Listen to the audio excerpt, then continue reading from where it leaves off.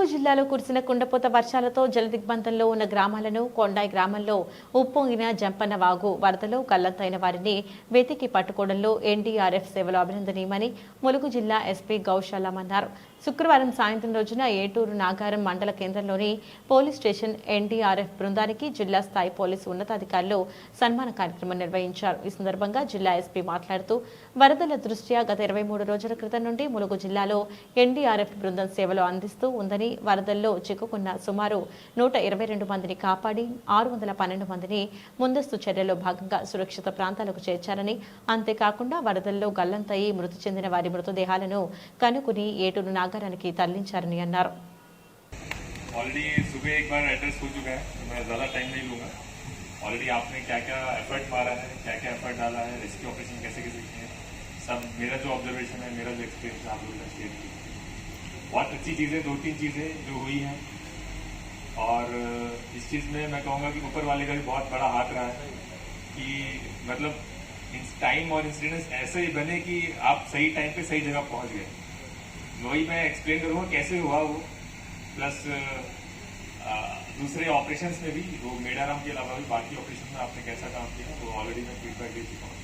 जैसे प्रदीप सर ने बताया, ऐसा फैमिली आप अपनी टीम को मानते हैं, टीम के साथ कोऑर्डिनेशन के लिए बहुत इंपॉर्टेंट है कि टीम में जो ईच टीम मेंबर है उसका वीकनेसेस, उसका स्ट्रेंथ, उसका स्टाइल ऑफ वर्किंग, किस चीज़ में वो अच्छा है वो पता होना ज़रूरी है. उससे टीम लीडर अपनी टीम को मैक्सिमम यूटिलाइजेशन पे ले जा सकता है. वो चीज़ देखने को मिली यहाँ पे एनडीआरएफ के साथ काम करके. हमें भी बहुत कुछ सीखने को मिला है प्रदीप जी, कि कोऑर्डिनेशन वगैरह जो आप हमसे कह रहे थे कि हमसे सीखा नहीं, हम आपसे सीख रहे हैं कि कोऑर्डिनेशन की जो बात बोली आपने, ये बात बोली कि एक एक बंदे का आपको हर चीज़ पता है कि कौन सा बंदा किस सिनेरियो में कैसे यूज़ कर जा सकता है या कैसे वो कॉन्ट्रीब्यूट कर सकता है, तो बहुत अच्छी बात है. फिर जो इन्होंने बात बताई कि टाइमली इन्फॉर्मेशन मिलना बहुत इंपॉर्टेंट है, ये बात बहुत सच है. स्पेशली ऐसे सिनेरियो में मेरे लिए भी पहले ही एक्सपीरियंस था फ्लैश फ्लड का, इससे पहले गोदावरी फ्लड्स वगैरह का एक्सपीरियंस है. रिवर का फ्लड, बड़ा रिवर का फ्लड आपको पता है कि धीरे धीरे आता है, सडन बिल्कुल नहीं आएगा. तो थोड़ा टाइम रहता है, थोड़ा मैपिंग भी रहता है कि कौन से विलेजेस पहले डूबेंगे, वहाँ किसको बचाने जाना है. पर फ्लैश फ्लड में कहाँ कब मुसीबत आएगी कुछ पता नहीं. वो आप लोग का एक्सपीरियंस पहले से होगा, मुझे पहली बार हुआ है. उस दिन का इतना प्रेडिक्शन भी नहीं था कि इतना ज्यादा रेनफॉल होगा. मुतियाल धारा वाटरफॉल में जब पहला रेस्क्यू ऑपरेशन स्टार्ट हुआ तो मैं डायरेक्ट पहुंच गया था कि इंपॉर्टेंट है, नेशनल मीडिया कवर कर रहा है, टूरिस्ट भी ज्यादा फंसे हुए हैं, किसी को कुछ होना नहीं चाहिए, और उनसे कॉन्टैक्ट कंटिन्यूस कम्युनिकेशन रहना भी जरूरी था. क्योंकि कोई सब यंग लोग हैं, कोई गलती करके कुछ स्टेप ना ले ले और ज्यादा हीरो बनने के चक्कर में बाबू या जो भी इतना हाई फ्लोइंग रिवर है उसको खुद क्रॉस करने लग जाए. तो उनको बीच बीच में कम्युनिकेट करके उनको बताते रहना पड़ रहा था कि आपको रेस्क्यू के लिए एनडीआरएफ टीम भेजी है, दे ऑल आर एक्सपर्ट, आपको बस वहीं रहना है, आपका खाना पीने का अरेंजमेंट सब कर रखा है. और मुझे पूरा विश्वास था कि एनडीआरएफ टीम भेजी है तो वो लोग बचा के लाएंगे, और आप लोगों ने पूरी कोशिश की. और जहाँ भी रेस्क्यू पॉइंट जो हमने बताया था वहाँ पे आप डिस्पाइट सो मेनी ऑब्स्टेकल्स आप पहुंचे टाइम पे, और हालांकि वो बीच में वो लोग निकल गए, पर जो एफर्ट मारा आपने वो बहुत अच्छा था.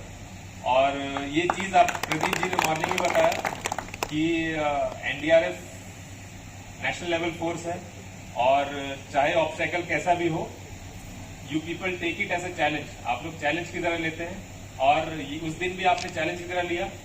कैलकुलेटेड रिस्क, मैं ये नहीं कहूँगा कि रिस्क कुछ भी हो बस जाके बचाना है, इस एटीट्यूड से भी बचाने नहीं जाना. हम लोग फोर्स में काम कर रहे हैं, हम पुलिस में काम कर रहे हैं, आप लोग भी सीआरपीएफ में है, अभी एनडीआरएफ में काम कर रहे हैं. सबसे पहला प्रायोरिटी रहना है खुद का जान सेफ रहना.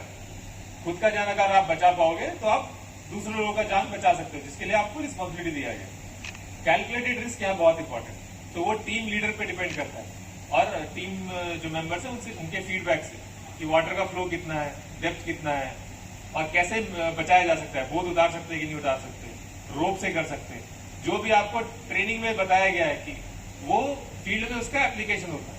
तो मुतियाल धारा वाले केस में आप लोग ने एप्लीकेशन ऑफ माइंड लगाया, कैलकुलेटेड रिस्क लिया कि रोप की हेल्प से वाटर फ्लो कितना है, रेट कितना है, डेप्थ कितना है, उसको एनालाइज करके आप उस आइलैंड तक जा सकते हैं जो जहां पे टूरिस्ट फंसे हुए. ये रिस्क लिया. सेम रिस्क था या उससे ज्यादा रिस्क था कोंडाई के रेस्क्यू में, जो आपने इवनिंग में ट्राई किया था 27 जुलाई इवनिंग को. अब उस चीज में भी ऐसा नहीं कि ट्राई नहीं किया, देख के डर गए, नहीं, ट्राई करना है, कैलकुलेटेड रिस्क लेना है, वो आप लोगों ने लिया। आप ऐसा चैलेंज लिया अपने स्टाफ को भी, आप ट्राई किए, आपको दिखा कि ज्यादा रिस्क है, आपकी बोट पलट सकती है, आपके बंदों को नुकसान हो सकता है, तो वापस आ गए।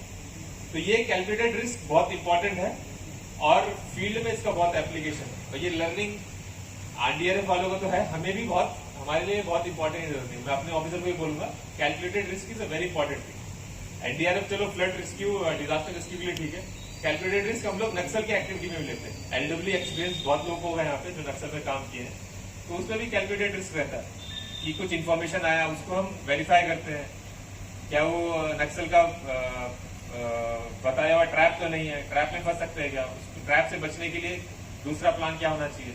ये सब कैलकुलेटेड रिस्क का पार्ट है। आपके जॉब में ये रिस्क लेने का डिसीजन मेकिंग रेगुलरली आएगा। तो आपका जो भी एक्सपीरियंस हुआ है, आई होप ये अच्छा रहे और आगे आपके जॉब में या फर्दर रेस्क्यू ऑपरेशंस में आप इसको अच्छे से यूज कर सके।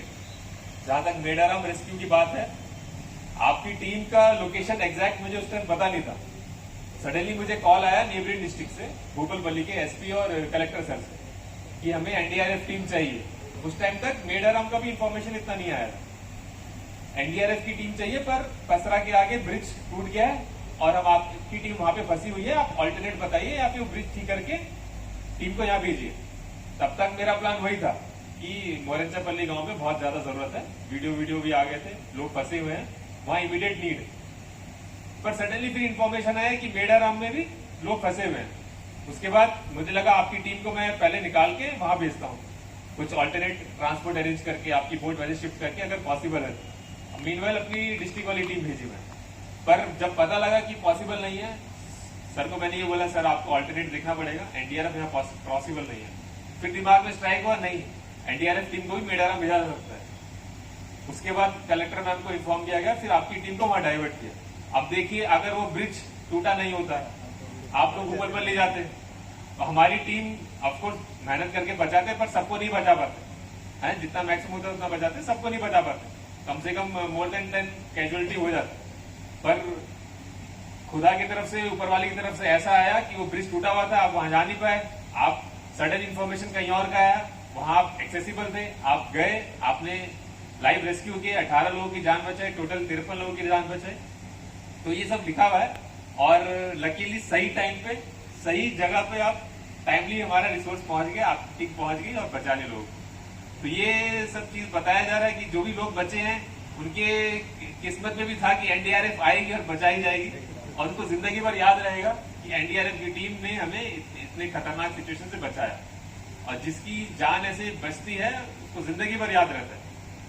जब और आई डोंट नो किसी को डूबने का एक्सपीरियंस है कि नहीं, मुझे तो है।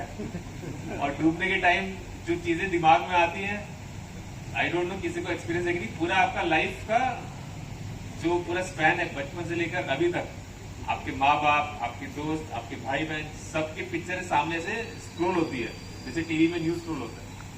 तो मुझे भी एक समुद्र में डूबने का एक्सपीरियंस है, पर उस टाइम दिमाग मेरा स्टेबल था and I was able to save my self.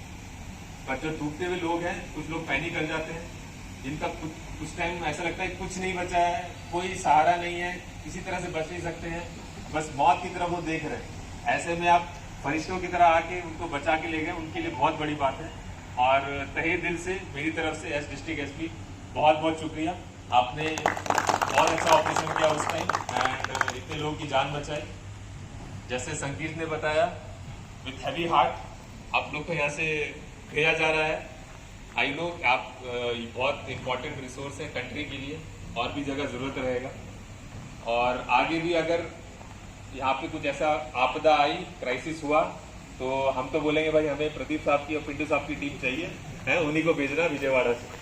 तो फिर से मौका मिले तो फिर से अच्छा काम करेंगे। बहुत बहुत शुक्रिया, थैंक यू वेरी मच।